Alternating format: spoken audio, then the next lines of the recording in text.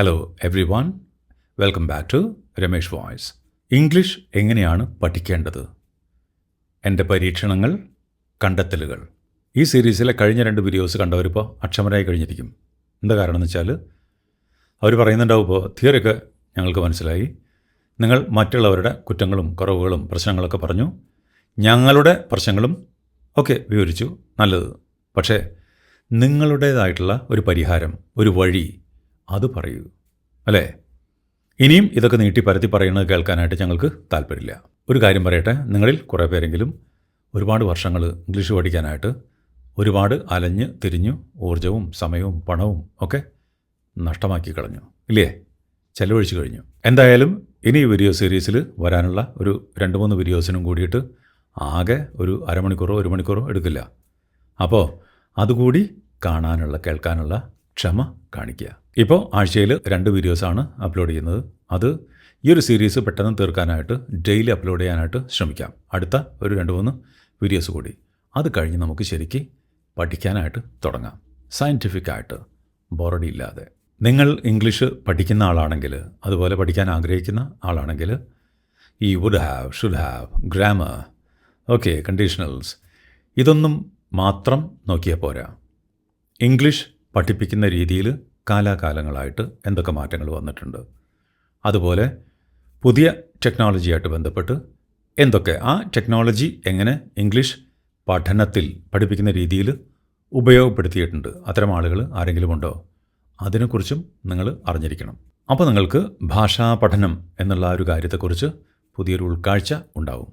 മാത്രമല്ല, നിങ്ങളെ ആർക്കും അത്ര എളുപ്പം പറ്റിക്കാനായിട്ട് കഴിയില്ല. കേരളത്തിൽ ഇംഗ്ലീഷ് സംസാരിച്ച് പരിശീലിക്കാനായിട്ട് 98% പേർക്കും ഒരു പങ്കാളിയില്ല, പാർട്ട്ണർ ഇല്ല.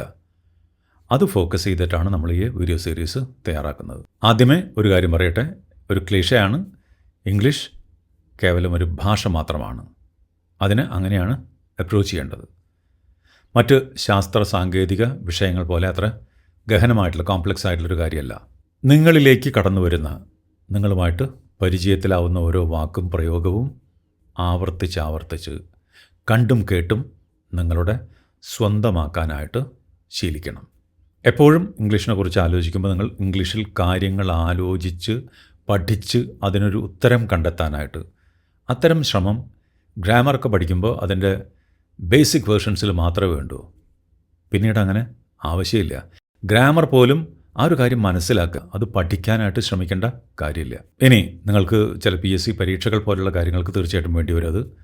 അതല്ല ഭൂരിഭാഗം പേർക്കും ഇംഗ്ലീഷ് സംസാരിച്ച് പഠിക്കാനായിട്ട് പരിശീലിക്കുന്നവർക്ക് അങ്ങനെ ഗ്രാമർ അത്രയും സീരിയസ് ആയിട്ട് എടുക്കേണ്ട കാര്യമില്ല. ഞാൻ കവിതകൾ അധികം വായിച്ച് രസിക്കുന്ന ആളല്ല. ഓക്കെ, വായനയുണ്ട്, പക്ഷേ അതിൽ കവിതകൾക്കൊരു 3-ാം സ്ഥാനമേ ഉള്ളൂ. പ്രത്യേകിച്ചും മലയാളത്തിലെ ക്ലാസിക് പോയട്രി, ആധുനിക കവിതകളൊക്കെ വായിക്കാറുണ്ട്, പ്രത്യേകിച്ചും ആനുകാലികങ്ങളിൽ വരുന്നത്. നമ്മുടെ പഴയ മലയാളം സിനിമാ ഗാനങ്ങളൊക്കെ ഒരുമാതിരി കാവ്യസമ്പുഷ്ടമായിട്ടുള്ള കവിതകളോട് അടുത്ത് നിൽക്കുന്നവയാണ്. ചെറുപ്പത്തിലെ പാട്ടിനോട് താല്പര്യം ഉണ്ടായിരുന്ന കാരണം അത് വളരെ ആവേശത്തോടും ശ്രദ്ധയോടും കൂടിയാണ് കേൾക്കുക. ചക്രവർത്തിനി നിനക്കു ഞാൻ എൻ്റെ ശില്പഗോപുരം തുറന്നു, പുഷ്പമതുകം പുറത്തു വയ്ക്കു നീ, നഗ്നപാതയായി അകത്തു വരൂ. ഇതൊരു ഗംഭീര കവിതയാണ്. ഈ പാട്ടൊക്കെ ഏകദേശം ഒരു 50-100 തവണയൊക്കെ കേട്ടിട്ടുണ്ടാവും. അതുകൊണ്ട് തന്നെ ഇന്നും അതിൻ്റെ വരികളൊക്കെ ഓർമ്മയുണ്ട്. ഇനി ഈ ഒരു പാട്ട് ആരായാലും, ഏതൊരു മലയാളിയായാലും 50-100 തവണ ഇങ്ങനെ കേട്ടാൽ, ഇത്രയും കാവ്യസമ്പുഷ്ടമായ വരികളാണെങ്കിൽ കൂടി അത് ആളുടെ ഓർമ്മയിലുണ്ടാവും.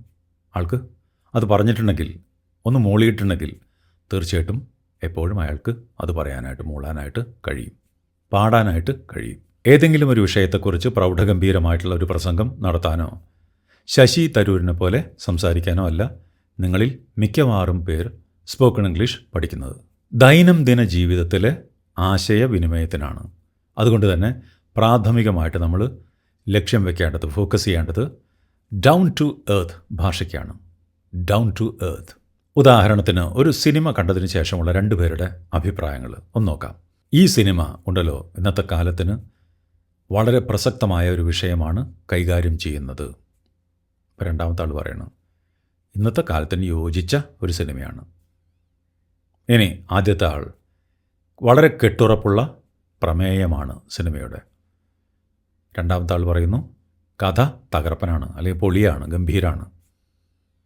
വീണ്ടും ആദ്യത്തെ ആൾ ഭാവസാന്ദ്രമായ അഭിനയമാണ്. രണ്ടാമത്തെ ആൾ പറയുന്നു അഭിനയം എന്ന് പറഞ്ഞാൽ പിന്നെ ഒന്നും പറയാനില്ല. കണ്ട വ്യത്യാസം? നമ്മൾ രണ്ടാമത്തെ ആളുടെ ഭാഷയാണ് ഫോക്കസ് ചെയ്യേണ്ടത്. അതാണ് നമുക്ക് ആദ്യം പഠിക്കേണ്ടത്, പരിശീലിക്കേണ്ടത്. ഇംഗ്ലീഷ് പഠിക്കുന്ന ആളുടെ മലയാള ഭാഷയുടെ നിലവാരം ആദ്യത്തെ ആളുടെ പോലെയാണെങ്കിൽ അവർ ഇംഗ്ലീഷ് പറയുമ്പോഴും അതേ നിലവാരം പുലർത്താനായിട്ട് കിണഞ്ഞ് പരിശ്രമിക്കും. അതുകൊണ്ട് തന്നെ ഒരിക്കലും അവർക്ക് വാ തുറക്കാൻ പോലും പേടിയാണ്, ധൈര്യം ഉണ്ടാവില്ല. അതുകൊണ്ട് തന്നെ നോക്കിക്കോളൂ, നമ്മുടെ കേരളത്തിൽ കോളേജ് പഠനകാലത്ത്, കോളേജ് ക്യാമ്പസ് രാഷ്ട്രീയത്തിലൊക്കെ ശോഭിക്കുന്ന യുവാക്കൾ, നന്നായിട്ട് മലയാള ഭാഷ കൈകാര്യം ചെയ്യുന്നവർ, പിന്നീട് അവരിൽ പലരും പൊതുരംഗത്ത്, രാഷ്ട്രീയ രംഗത്ത്, അതുപോലെ വാർത്താ മാധ്യമങ്ങളിലൊക്കെ നമുക്ക് കാണാം. നിങ്ങളുടെ കൺമുമ്പിൽ തന്നെ അനേകം ഉദാഹരണങ്ങളുണ്ട്. അവർക്ക് ഇംഗ്ലീഷ് ഒരു ബാലി കയറാമലയായിരിക്കും. സ്പോക്കൺ ഇംഗ്ലീഷിൻ്റെ കാര്യത്തിലാണ്. ഓക്കെ, എഴുതുമായിരിക്കാം, അത് വേറെ കാര്യം. അപ്പോൾ നമുക്ക് വേണ്ടത് തറ നിലവാരത്തിലുള്ള ഭാഷയാണ്. ജെയിംസ് ആർലി ചേച്ചിലൊക്കെ ഉള്ള ഭാഷ പോലെ down to earth. Written English. English സംസാരിക്കാനാണ് നിങ്ങൾ കൂടുതൽ ശ്രമിക്കുന്നത്. അതാണ് നിങ്ങളുടെ താല്പര്യം. പക്ഷേ അതിൽ ഒരു 25% എങ്കിലും പ്രാധാന്യം റിട്ടൺ ഇംഗ്ലീഷിലുണ്ട്. തീർച്ചയായിട്ടും നിങ്ങൾ അത് പരിശീലിക്കണം. വലിയ ലേഖനങ്ങളോ ആർട്ടിക്കിൾസോ എഴുതാനല്ല, ഡേ ടു ഡേ ലൈഫിലെ കാര്യങ്ങൾ മാത്രം. അതിനാണ് ChatGPTയും ഗൂഗിൾ ജെമിനായും നിങ്ങൾ യൂസ് ചെയ്യേണ്ടത്. അവയുമായിട്ട് നിങ്ങൾ കാഷ്വൽ ചാറ്റ് ഒരു 5 മിനിറ്റ്, മാക്സിമം ഒരു 10 സെൻറ്റൻസസ്, 10 ഡയലോഗ്സ്, അത് നിങ്ങൾ പ്രാക്ടീസ് ചെയ്യണം. വികൃതമായ ഉച്ചാരണത്തോടുകൂടി അബദ്ധങ്ങൾ പറയുന്ന ഇംഗ്ലീഷ് വീഡിയോകൾ പൂർണ്ണമായിട്ടും ഒഴിവാക്കുക. നിങ്ങൾക്കൊരു തരത്തിലും അവ ഉപകാരപ്പെടില്ല. വളരെ അബദ്ധങ്ങൾ പറയുന്ന, പരിശീലിപ്പിക്കുന്ന, ഹാർഡ് എന്നൊക്കെ പറയുന്ന വീഡിയോയുടെ അടിയിൽ 100 കണക്കിന് കോമൻറ്റ്സ് മലയാളികൾ അങ്ങനെ എഴുതുന്നത് കണ്ടിട്ടുണ്ട്. ഇതാണ് നിങ്ങളുടെ ദൈവം കൊണ്ടുവന്നതാണ്, ഇനി ഞങ്ങൾ ഇംഗ്ലീഷ് പഠിക്കും, നിങ്ങൾ ദൈവമാണ്. പിന്നെ മലയാളികൾക്ക് ഈ ആരാധനാ മനോഭാവം കൂടുതലാണ്. അതുകൊണ്ടാണ് അമിത ആവേശമാണ് കാര്യങ്ങൾക്കൊക്കെ. കൊള്ളാവുന്നത് ഏതാണ്, തള്ളാവുന്നത് ഏതാണ്, അത് അറിയാനുള്ളൊരു വിവേചന ബുദ്ധി നിങ്ങൾക്കുണ്ടാവണം. മറ്റൊരു കടുത്ത ചോദ്യമാണ്, ഭാഷ പഠിക്കാനായിട്ട് ഓഡിയോ ആണോ വീഡിയോ ആണോ കൂടുതൽ ഫലപ്രദം? എൻ്റെ അഭിപ്രായത്തിൽ ഓഡിയോ ആണ്. 110% ഓഡിയോയ്ക്കാണ് പ്രാധാന്യം. പക്ഷേ സോഷ്യൽ മീഡിയയുടെ വരവോട് കൂടിയിട്ട് നമ്മൾ വീഡിയോയുടെ ചതുരത്തിൽ അല്ലെങ്കിൽ ദീർഘചതുരത്തിൽ കുരുങ്ങി കിടക്കുകയാണ്, തളച്ചിടപ്പെട്ട് കിടക്കുകയാണ്. ലാംഗ്വേജ് ലേണിങ്ങിൻ്റെ ബേസിക് ആയിട്ടുള്ള കാര്യങ്ങൾ പഠിക്കാനായിട്ട് ഒരുപക്ഷെ വീഡിയോ സഹായകമാണ്, ഹെൽപ്ഫുള്ളാണ്, പ്രത്യേകിച്ചും കുട്ടികളുടെ കാര്യത്തിൽ. നമ്മുടെ കൺമുമ്പിൽ ഒരു അധ്യാപകൻ ബോർഡിൽ വിശദമായിട്ട് എഴുതി നമ്മളെ കാര്യങ്ങളൊക്കെ പഠിപ്പിക്കുന്ന ഒരു പരമ്പരാഗത സങ്കല്പം നമ്മുടെ ഉള്ളിലുണ്ട്. ആ സങ്കല്പത്തിലാണ് നമ്മളിപ്പോഴും.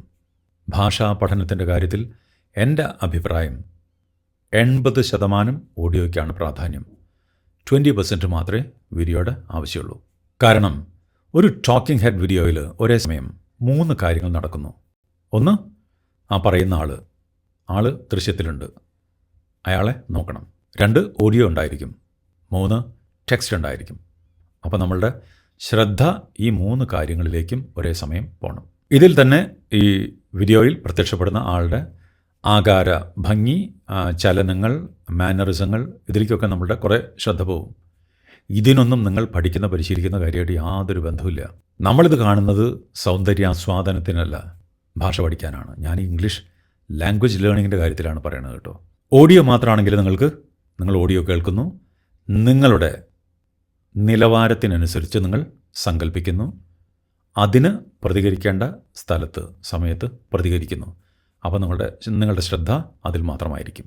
ഇതൊക്കെ ഞാൻ വർഷങ്ങളായിട്ട് പറയുന്നതാണ്. ഒരുപക്ഷെ യൂട്യൂബിൽ ആദ്യമായിട്ട് ഇൻറ്ററാക്റ്റീവ് വീഡിയോ സീരീസ് ആദ്യമായിട്ട് ഞാനാണ് തുടങ്ങിയതെന്നാണ് എൻ്റെ ഓർമ്മ. അത് സ്പേസ്ഡ് റെപ്പിറ്റീഷൻ ലേണിംഗ് മെത്തേഡ്, അതിനെ ബേസ് ചെയ്തിട്ടാണ്. ഒരു കാര്യം പറയുന്നു, അത് കഴിഞ്ഞ് നിങ്ങൾക്ക് പ്രതികരിക്കാനുള്ള, റിയാക്ട് ചെയ്യാനായിട്ടുള്ള ഒരു സ്പേസ് വിട്ടിട്ടുണ്ടായിരിക്കും. പിന്നീട് അതേ കാര്യം ഒന്നുകൂടി കൃത്യമായി ശരിയായ രീതിയിൽ പറയുന്നു, അതിൻ്റെ ആൻസർ. ഓക്കെ, അല്ലെങ്കിൽ നിങ്ങൾ പ്രതികരിക്കേണ്ടിയിരുന്ന ആ ഒരു കാര്യം അവിടെ വീണ്ടും വരുന്നു, നിങ്ങൾക്ക് വീണ്ടും അതൊന്നുകൂടി പറയാം. ഇതിനേക്കാൾ ഇഫക്റ്റീവായിട്ടുള്ള ഒരു ഇൻറ്ററാക്റ്റീവ് ലേണിംഗ് മെത്തേഡ് സോഷ്യൽ മീഡിയയിൽ നമുക്ക് പ്രയോഗിക്കാനില്ല. അപ്പോൾ ഇനി നെക്സ്റ്റ് വീഡിയോയിൽ ഗ്രാമർ വേണോ വേണ്ടേ, അതെങ്ങനെയാണ് വേണ്ടത്, അതിനോടൊപ്പം എന്തൊക്കെ പഠിക്കണം, നമുക്ക് സയൻറ്റിഫിക് ആയിട്ടൊക്കെ പഠിക്കാൻ തുടങ്ങാം. ഓക്കെ, ഇനിയുള്ള 2-3 വീഡിയോസ് കൂടി കഴിഞ്ഞാൽ നമ്മൾ വളരെ സയൻറ്റിഫിക് ആയിട്ട് പഠിക്കാൻ തുടങ്ങും. എങ്ങനെയാണ് ഒരു മാസം കൊണ്ട് എന്തൊക്കെ പഠിക്കാൻ പറ്റും, ആ പഠിച്ചത് റീകളക്ട് ചെയ്യാൻ പറ്റുന്നുണ്ടോ നോക്കാം. Okay, thank you, all the best.